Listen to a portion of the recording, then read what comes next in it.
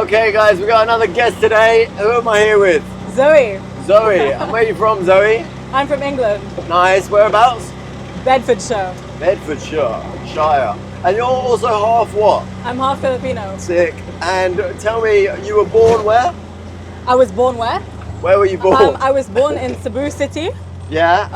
but I lived in Bohol for most of my childhood. That is insane. How old are you? I'm 18. 18. Wow. So tell me about it. So what age did you move from the Philippines to England? Better education. Sure. No, what age? What age? I was 10, 10. so it made sense when I was going into high school. Yeah, okay, cool. So better education, what else? That was basically it. And my dad can work from anywhere in the world. Fucking hell. My dad can work from anywhere in the world, so it worked for him. Yeah, nice. And your dad's what, English? Yeah.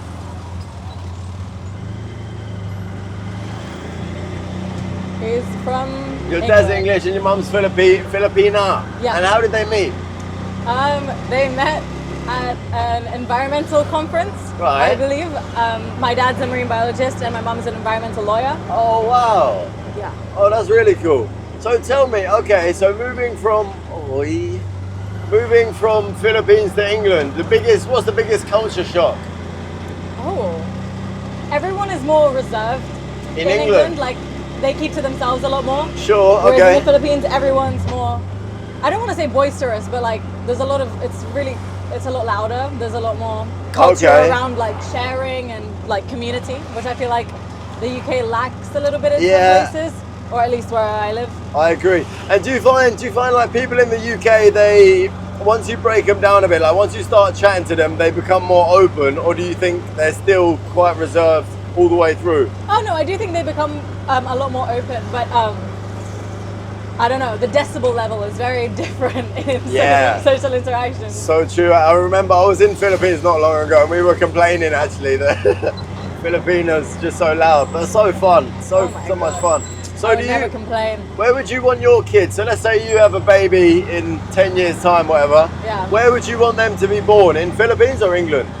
Oh, I actually have no idea. Or there could be a secret third Third option. destination. Sure. Yeah. What's the middle ground?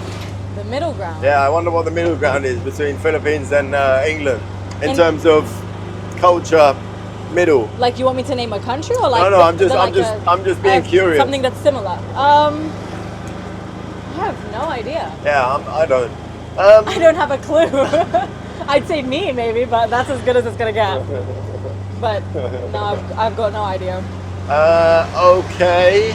What do you do for work What? or study? I'm going into uni in September, but for like 6 months before this, I was a barista. Oh, nice. Did you enjoy that? Yeah, I did. It was alright. Just a way to make money, and so it Yeah. like tied me over until Yeah, I for actually sure. start uni. What will you do at uni? I'm doing law. Oh, okay. So your mum inspired you. She didn't put you off. No, she didn't actually put me off, surprisingly. Yeah. As much as she complains about her work. Yeah, But- I can imagine. I can imagine. And what type of law? Actually, I'm not sure. You kind of fit. Is it normal for people to actually figure that out once they're already at uni? I'm hoping I'll figure it out when I'm at uni. I'm quite interested in like whistleblowing, because I still feel like I'm scratching the edge of doing something good, but Yeah. also it's still somewhat profitable. So Okay, maybe nice. maybe something there. That's a But- really, oh that's my a really God. intelligent way to look at it. Actually, I like that. Thank you. Yeah, wise. Okay, I've got some questions here. 1 second.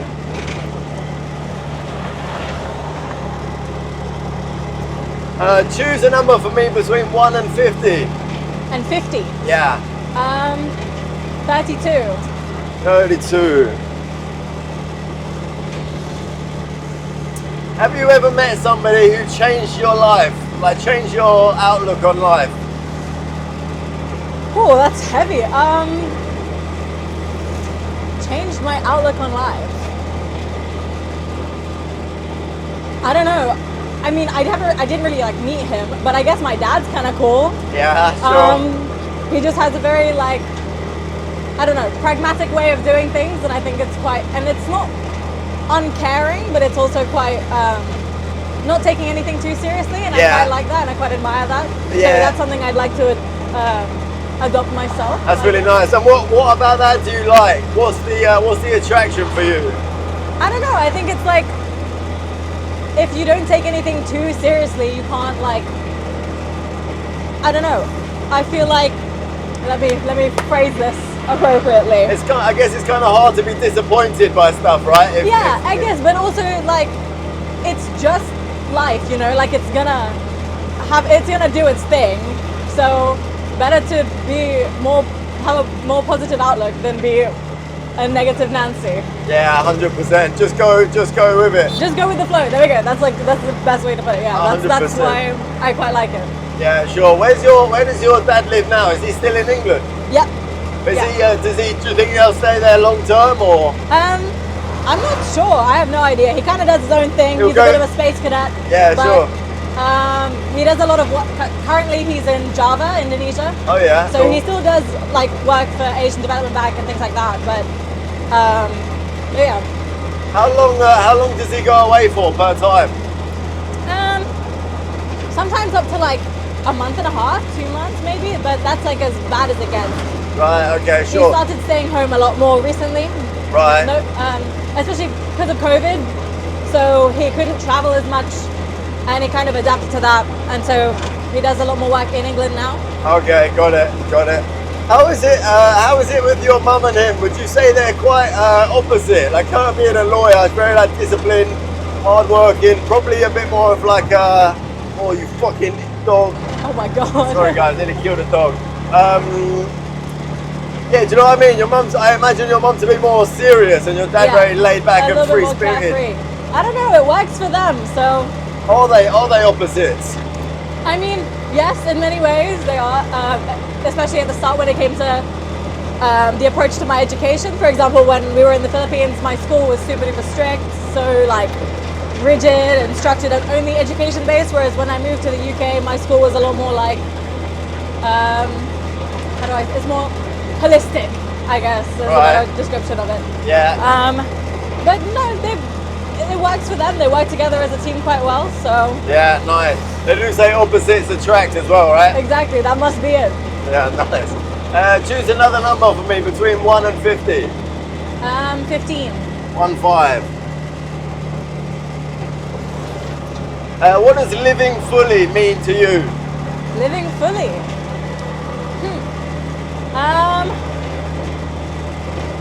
I'd say it's doing what you like, doing what you want to be doing, and not having many regrets.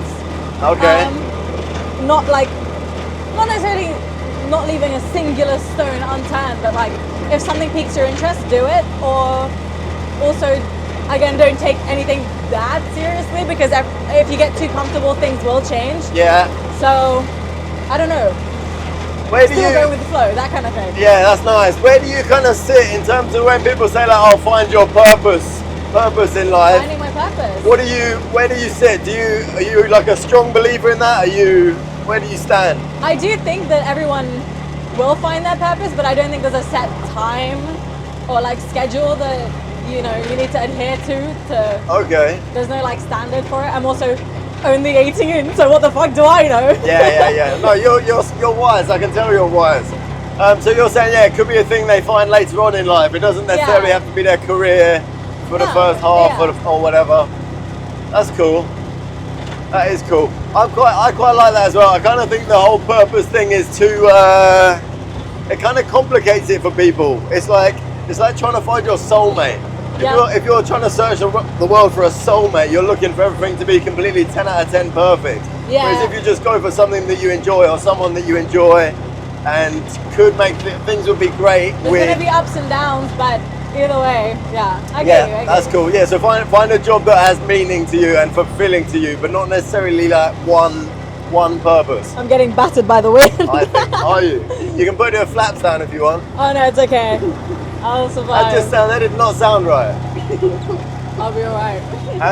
Okay, choose another number between 1 and 50. 2. 2. Yeah.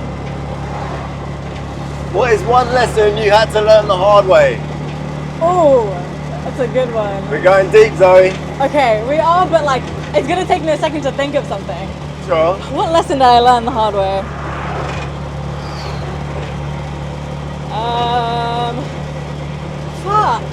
I feel like I have. Take your time. Take your Nothing's coming time. to mind. We'll just cut this. Okay.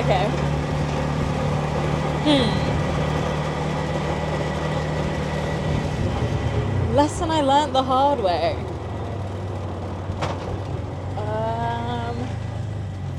Oh my god.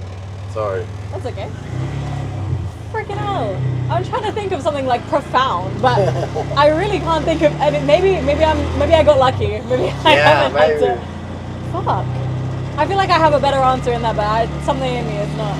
We can do another number if you want to skip. Yeah, I'll see if something like comes to mind and then I'll let you know. But maybe Okay, 3 sure. then. Okay, this is funny to an 18-year-old, but if you could tell your 16-year-old self one thing, what would it be? Probably that moving sixth forms was like the best idea that I could make ever. Just because my high school was very small, I guess, and I would not have the social skills that I have now Okay. if I remained. No offense to my wonderful high school, but Yeah. that's just how it works for me personally. Yeah, getting out, seeing more.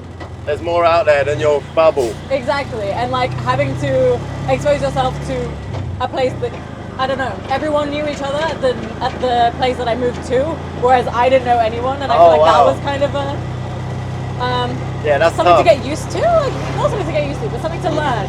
Yeah, So, what was the biggest challenge with that then? Moving in where everyone else already knew each other. it was difficult because I felt like, cause it was almost like I felt like I had to infiltrate a group somehow rather than like start from scratch where everyone's in the same boat. Which is what I kind of how I imagine uni will be like, but still, it wasn't that bad in the end. Like I made my friends, I'm happy with them, I love them all. Yeah. But it just took a sec, and it was also kind of like a whoa, like it was like being thrown in the deep end. Yeah. I guess. Yeah, absolutely. Yeah, good for you. That is, a lot of growth comes from that type of thing. Okay, pick another number, 1 and 50. Go 17. high. Okay. What is one thing you've done that made you feel alive? It made me feel alive. And keep it PG. I guess being here. That's quite cool. I get to like set the pace of my day to day, whereas I wasn't able to do that before because I was at school and things like that. It's quite nice. So if I like don't want to do anything, I can choose to do that, and that makes me feel alive, I guess, because it's like I'm kind of holding the reins. Yeah. Does that make sense? Which has been quite nice. And I know it won't last very long because I've got to go back to normality. Sure. But it's nice to know that it's there if I need it. Yeah. At any point, I can like kind of tap into it. If I desperately need it, I can disappear again. Yeah, you know? that's cool. That is really cool. What do you think you've kind of learned about the world since traveling? Since traveling, I feel like it's made me so much more indecisive about what I want to do in the future, just because there's so many places I could see myself like settling in and living alongside the people and that kind of thing. Yeah. Although my one thing is just the language. I think I really would struggle to live somewhere that I don't speak the language in. Right. Because at least in somewhere like Malaysia or Indonesia, the language, I'm not saying I have no grasp of the language whatsoever, but like the inflections are kind of similar to Filipino, and a lot of the words, or like signage at least, is legible to me.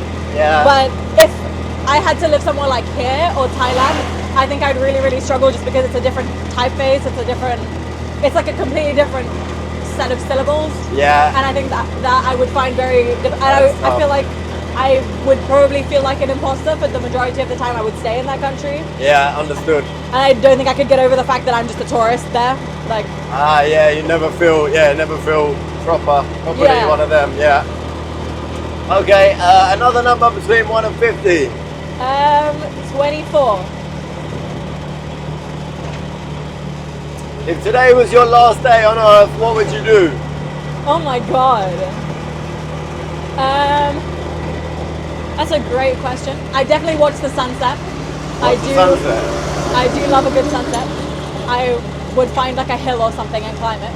Just because I'm nowhere near any of my friends, and if I wanted to be, or like my family, and if I wanted to be, I'd have to fucking book a plane, and that would be a waste of my life. Right. I would have really good food.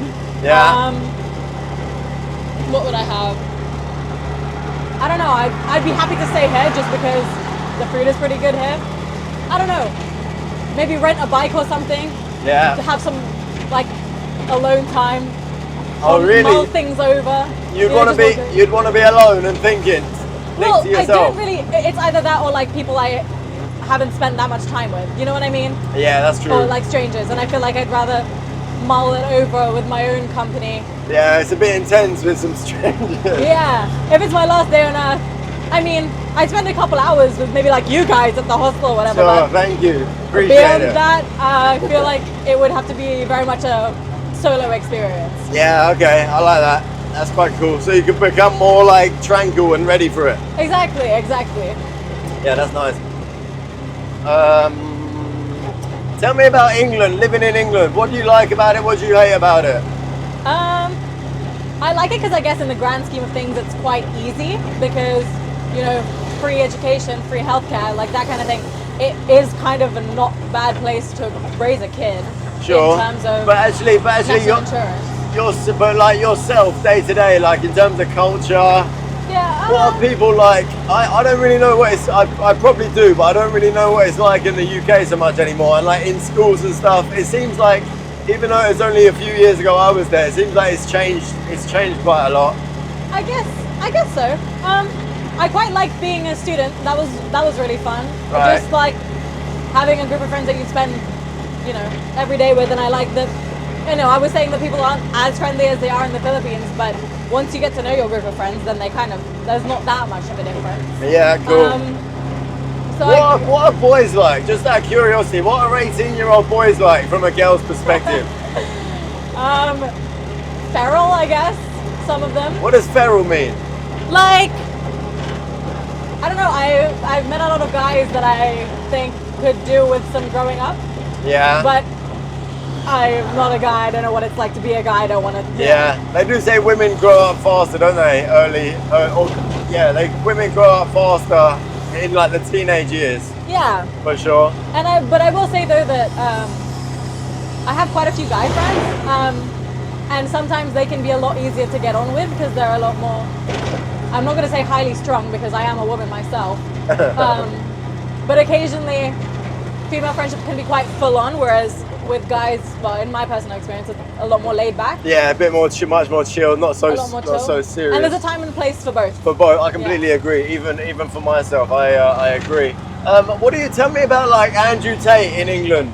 The effect. I'm quite interested in what like a young woman thinks of the impact he's had on younger men.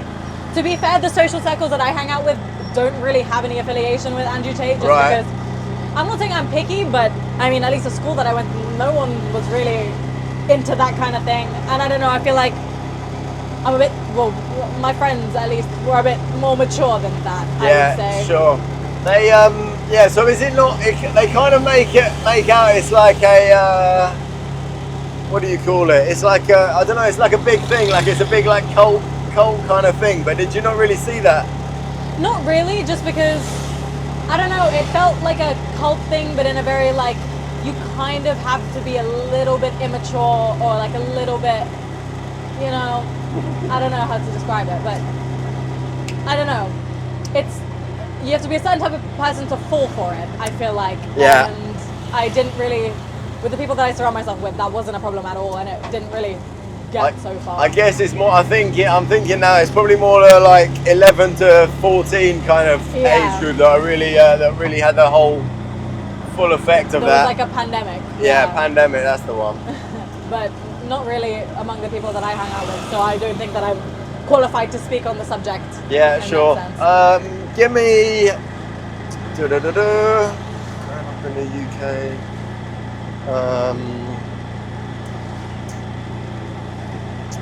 Philippines. I'm trying to think of questions.